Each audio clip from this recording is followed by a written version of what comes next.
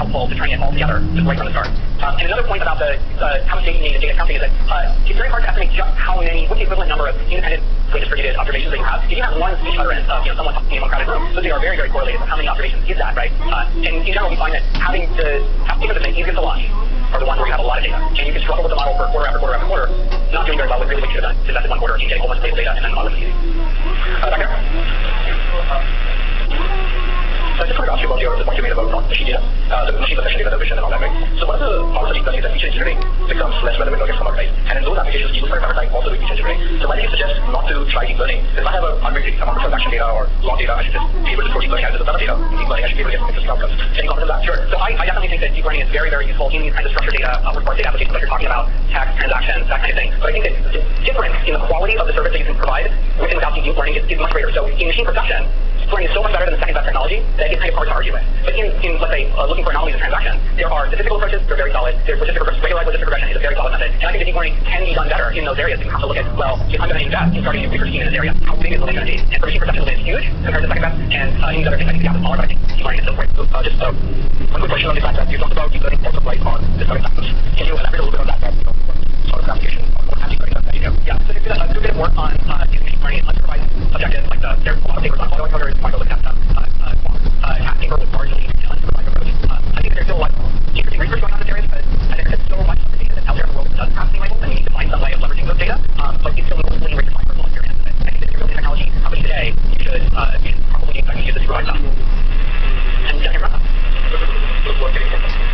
Most of the people who are getting into deep learning and they concept new markets, what are they trying out on it? Are they using Google Cloud, Amazon Cloud, or is there any other thing that's more popular? Okay, so if you don't have deep pockets, so for example, if your pockets are empty, or nearly empty, you probably have a computer even if you have a deep pocket, and that computer has a GPU in it, and you can upgrade that GPU at a pretty nominal cost. And there are open libraries out there, like you can use Caffe, you can use Torch, and you can use Theano to try to experiment and explore these ideas without building a huge infrastructure team, without really much investment. Now, I do think that there's, part of that ecosystem slide is a bit that I do wonder if in the future there will be an opportunity for this to be provided as more of a service, where you're doing it on cloud right now, you do it on Google Cloud or Amazon, you're mostly rolling your own. You can see that can take a little bit more clear, but I don't know any service out there that takes that really easy right now. But I actually think it can take a lot of experimentation on very little money, and you shouldn't spend a huge amount of money building a supercomputer.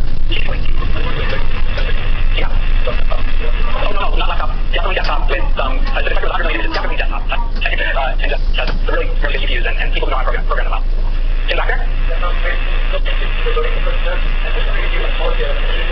Did you have any strategies? Thank you. Did you have any strategies for composing different results, composing different feature learning? Oh yeah, so the question is composing different results learned by different things. So if you want to read more about this technique, this general area is often called model ensembling like a group of musical instruments, where you might train models in a different way and allow them to collaborate to make a more intelligent decision together. And there's a whole set of literature on it. Ensembling is great. Almost all of the competitions that you look at, almost all of the kinds of literature use ensembling in some way.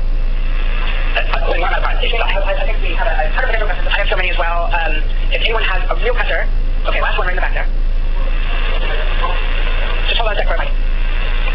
So you mentioned ensembling as a way to compose different models. So that works great for doing competitions, but is that a commercially viable approach? That's a great question. So ensembling for commercially viable is commercially viable. And the one thing is that it creates technical debt. So if you have to run many models, it means your serving costs go up, it means software complexity goes up, you're needing more engineers, it means smarter engineers. So that ends up being a trade-off about, okay, how big of a quality win, how much more complicated does it make my system? And sometimes that's a good trade, sometimes it's a bad trade. Okay, I'll get off the stage now. QuantNet, and then a little bit later you'll also hear from Ian Summers.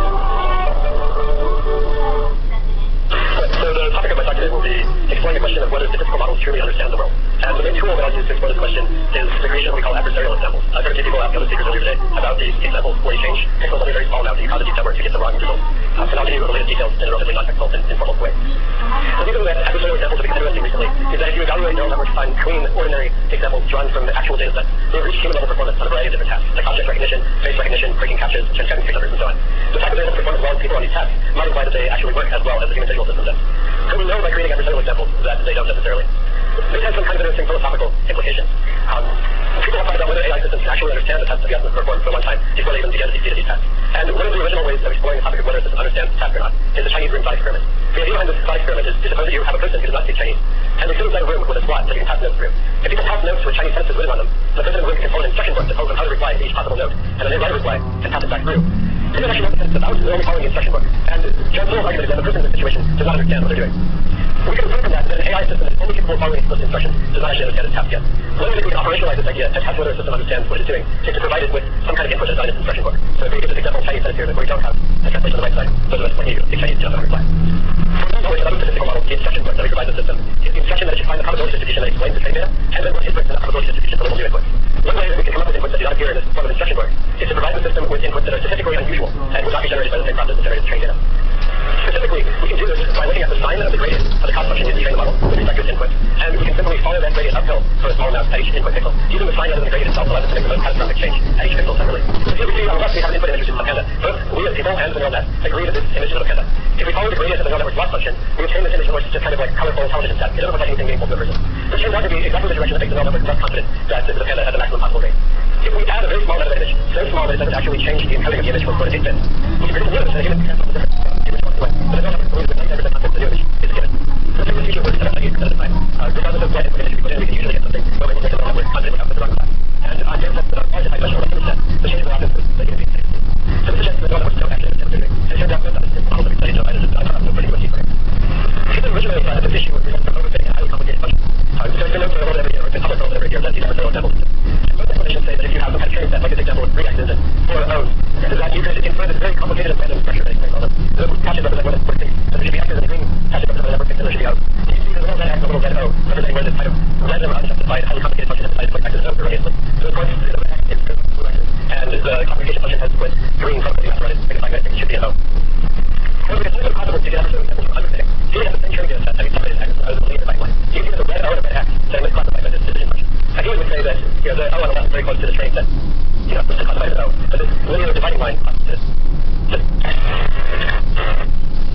people have somewhat misleading intuitions about the way that low capacity models behave, as opposed to people that don't high capacity models have adversarial samples. In fact, in the case of linear models, it's actually quite easy to get adversarial samples, because linear models become extremely confident when extrapolating points apart from the data. In this example training set on the top, the blue axis represents one cluster of one class, the green axis represents another cluster of another class. The red line represents the linear increase in confidence as you move from left to right, where it's very negative, it believes strongly that there are X's, where it's very positive, it believes strongly that there are O's. In order for it to be confident where the training set X's are, and where the training set O's are, it must become even more confident in the margins of this slide. So if it believes that there are X's toward the middle of the slide, it must believe even more strongly that there are X's far out toward the left of the slide, where it is not actually seeing any data. Other kinds of such as RDF classifiers actually do behave in the way that people expect low capacity models to behave. In the lower row of the slide, you can see that this RDF model takes a small amount of probability maps, another small amount of probability. I mean, we call them data, it's not very confident. It turns out that most classifiers like logistic regression and top-stack regression are vulnerable to our formula for creating adversarial samples, but RDF classifiers are not comparatively quite robust to this formula. So, RDF classifiers have so much more robust adversarial samples. Why do all modern neural networks work so linear? You can see that specified linear units are piecewise linear, not graph units are piecewise linear. Similar to that, when they've been tuned, they're operating mostly in the linear regime, and the usage is simply train them. Also, we can very much like piecewise linear models. And LSTM involves summation over time, which is the simplest kind of linear operation that we perform from time to the next. So, while we have linear models are very equivalent to the information also seems to be the basis of all of modern deep learning. And in fact, when you look at the way that deep learning models change their prediction throughout space, we can see that it behaves in a very piecewise linear fashion when they extrapolate overconfidently as you move farther and farther away from the data. What's going on in this plot is that we show how the network responds to different perturbations of the input. In the image on the right, we show a sequence of images formed by adding first a strong negative perturbation, and then gradually as you move left to right, top to bottom, left to left perturbation until we reach a data point, which is this image before. And then we add more perturbation as we continue to move left to right, top to bottom, and we get the negative of the original image at the upper left. So as we smooth out this trajectory input space, in the plot on the left, we show the way that the arguments of the softmax classifier at the top of the deep model change throughout this trajectory. We can see that the left and right ends of the trajectory where we're talking about the data. The arguments of the softmax are very extreme, and the softmax is confidently predicting one specific class, even though the input did not resemble any of the numbers that the network is trying to recognize. So we're at the very center, right close to the data, the network is actually making a reasonable prediction, which is that it's a 4 with very high confidence, but not the kind of extreme confidence we have the margin. So this shows that the network has learned to take the correct behavior on this task, but only close to the data, only where our instruction work of learning the training set probability distribution is applicable. When we ask it to figure out what to do in the instruction, very strong, high confidence, incorrect prediction. Taking the intuition for how this works, let's look at the logistic regression model. On the left, I show you the weights of the logistic regression model for 3 7. These weights are relatively bright, but people being white means more likely to be a 7 than a 3, and relatively dark, where they're more likely to be a 3 than a 7. So this is something that's roughly similar to the correlation between each pixel in the class. If you then take the sign of those weights, you can track how much changing pixels we can use the classifier. And then on the right, I show you group examples and adversarial examples produced just by adding and subtracting a small amount of this sign weight image. And here we can still see the original 3 and 7 in the adversarial example. But the logistic regression model doesn't have any kind of attention mechanism to separate the background from the foreground. And because of the linear model, all we can do is add a small piece of information that copies the image. Even though each pixel only goes very weakly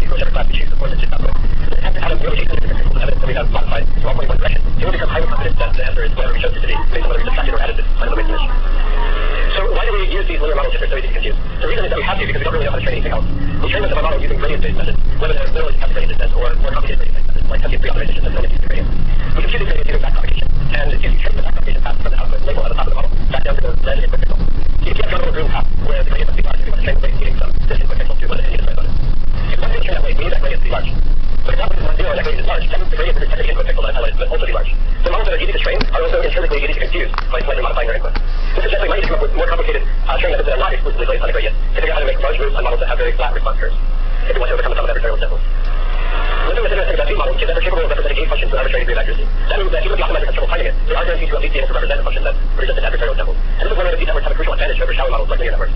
If we train these networks on a mixture of adversarial and clue examples, they get better over time. In the bottom right, the blue curve represents the error rate adversarial examples when training with adversarial samples included in the training data. The blue curve represents what happens if we do not include these adversarial samples in the training set. So the blue curve shows standard training algorithms do almost nothing to reduce the error rate of adversarial samples. On the left, I show what happens when we evaluate the same model as clue examples. It's the same training process, but we're looking at how well the model performs on uncorrupted inputs. And it turns out that it actually does quite well on these adversarial examples, on these clue examples when trained adversarial examples. This is a little bit unusual because the adversarial examples never appear in this test data set. But by including the adversarial examples, we force the model to discover concepts that are closer to the true concepts explaining how to classify the data. In the future, what I want to do is figure out how to encourage true understanding. Adversarial examples, training adversarial examples is essentially just expanding the instruction book that provides our models. We're not learning how to figure out the underlying pattern in the instruction book and process any new example correctly.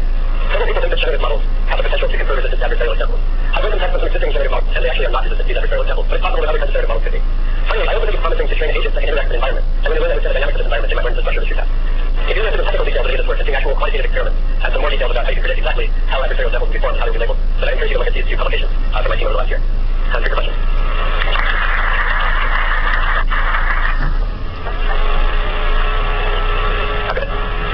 So you looked at adversarial examples, but it's done a comparison with like other data augmentation to see how compared with like groups with very different types of data augmentation.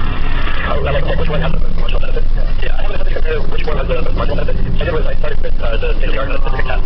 And so the adversarial data augmentation is in addition to other things like even dropouts to augment the data by having different subsets of zeros and things like that. And so my other experiments also applied it in addition to like shifts of the image, kind of split the image like at least for training resolution on it. But I haven't studied which one is the most beneficial on its own.